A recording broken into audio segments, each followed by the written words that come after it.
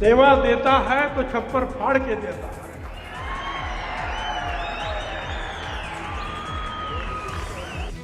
देवा देता है तो छप्पर फाड़ के देता है। छगन भुजबळांकडून मुख्यमंत्री देवेंद्र फडणवीसांचं कौतुक। निधी दिल्याबद्दल भुजबळांनी मानले मुख्यमंत्र्यांचे आभार।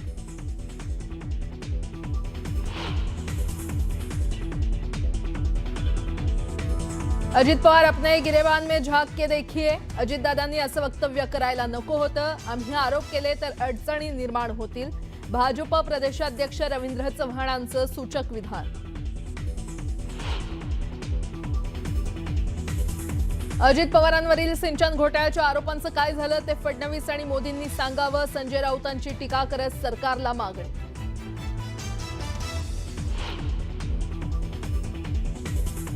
महापालिका निवडणुकीत महायुतीचा दणका। महायुतीचे 70 उमेदवार बिनविरोध। मतदानाआधीच भाजपचे 44 तर शिवसेनेचे 22 उमेदवार बिनविरोध विजयी।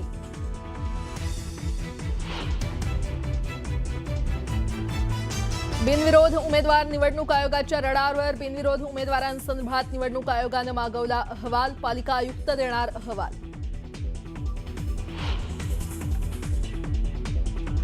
इतिहासात कधीच इतके उमेदवार बिनविरोध आले नव्हते। तर बिनविरोध निवडून आलेल्यांचं कर्तृत्व काय, ते निवडून येतातच कसे। संजय राऊतांची घणाघाती टीका करत सरकारवर हल्लाबोल।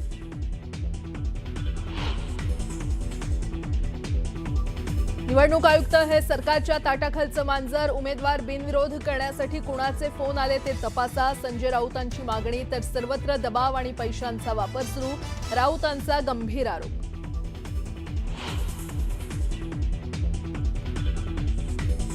भाजप शिवसेनेच्या प्रचाराचा आजपासून शुभारंभ। मुंबईतील वरळी डोममध्ये संध्याकाळी पहिली जाहीर प्रचार सभा। मुख्यमंत्री देवेंद्र फडणवीस आणि शिंदेंसह नेते राहणार उपस्थित।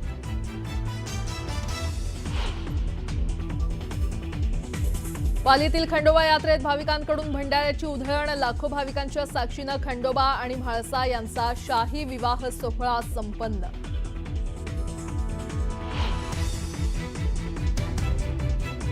छत्तीसगडच्या सुकमा जिल्ह्यात सुरक्षा दल आणि माओवाद्यांमध्ये चकमक। कोंटा एरिया कमिटीच्या 12 माओवाद्यांचा खात्मा। कोंटा एरिया कमिटी सचिव जहाल माओवादी मंगडूही ठार।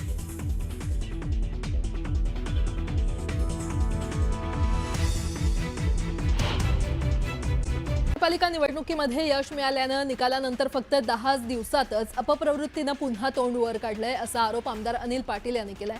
गेल्या 6 वर्षांपासून मी आमदार असताना माजी आमदारांचे अपप्रकार बंद केले होते असा दावा त्यांनी केलाय। अंबरनाथ नगर परिषदेच्या नवनिर्वाचित नगराध्यक्षा तेजश्री करंजुले पाटील यांनी आपल्या नगराध्यक्षपदाचा पदभार स्वीकारला। भाजप नेत्या चित्रा वाघ, आमदार किसन कथोरे आणि आमदार कुमार आयलानी यांच्या उपस्थितीमध्ये त्यांनी नगराध्यक्षपदाचा पदभार स्वीकारला। अंबरनाथ नगर परिषदेमध्ये शिंदेंची शिवसेना हा सर्वात मोठा पक्ष ठरलाय। उल्हासनगर महापालिकेच्या निवडणूक विभागानं शहरभर जनजागृती करण्यासाठी बॅनर लावलेले आहेत। मात्र या बॅनरवर जो मराठी कलाकार मतदानासाठी जनजागृती करतोय त्याच्या बोटाला चुकीच्या ठिकाणी शाई लावल्याचा फोटो टाकण्यात आलाय।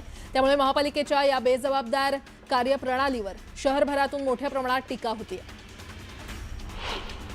नवी मुंबईतील एपीएमसी बाजारात वोकल फॉर लोकल उपक्रमाचं आयोजन करण्यात आलं होतं। Grain rice and oil seeds merchant असोसिएशनच्या वतीनं हा उपक्रम राबवण्यात आला। या कार्यक्रमाच्या माध्यमातून स्थानिक उत्पादनांचा अधिकाधिक वापर करण्याचं आवाहन करण्यात आलं। मावळ तालुक्यामध्ये शिवसेना उभाटाला मोठा धक्का बसलाय। प्रमुख पदाधिकारी आणि कार्यकर्त्यांनी शिवसेनेला सोडचिठ्ठी देत राष्ट्रवादी काँग्रेसमध्ये जाहीर प्रवेश केला। या प्रवेशामुळे मावळच्या राजकीय वर्तुळात मोठी खळबळ माजली आहे। अहिल्यानगर महानगरपालिकेची निवडणूक रंगतदार होण्याआधीच केडगावमध्ये मोठी राजकीय खळबळ माजली आहे। माजी काँग्रेस जिल्हाध्यक्ष भानुदास कोतकर यांनी अचानक माघार घेतल्यानं चर्चांना उधाण आलंय।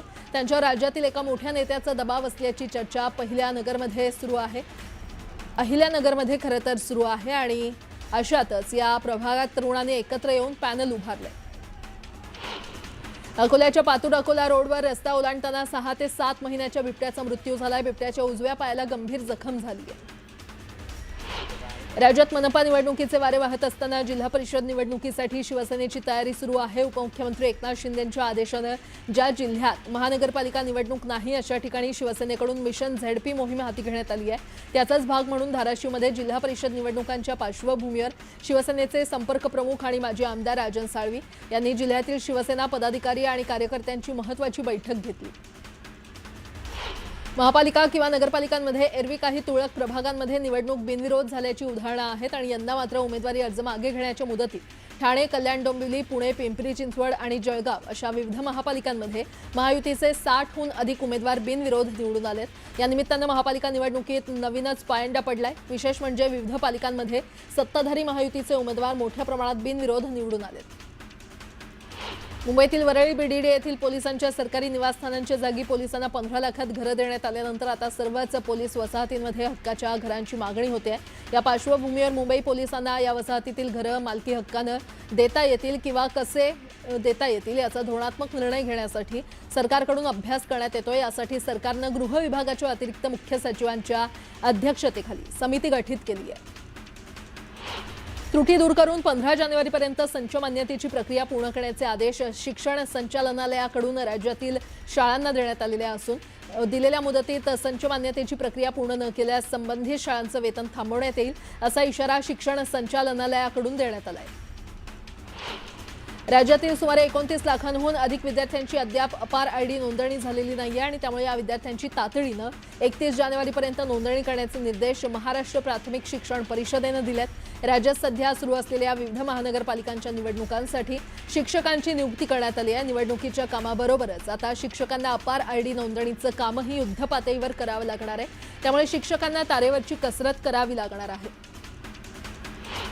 महापालिका निवडणुकीत मतदारांनी मोठ्या संख्येनं मतदानाचा हक्क बजावावा यासाठी मुंबई महानगरपालिकेनं जनजागृती मोहीम हाती घेतली आहे। जनजागृतीचा एक भाग म्हणून मुंबई महानगरातील मुख्य रस्त्यांवर मतदानाविषयी संदेश देणारे मोठे होर्डिंग झळकवण्यात आले आहेत।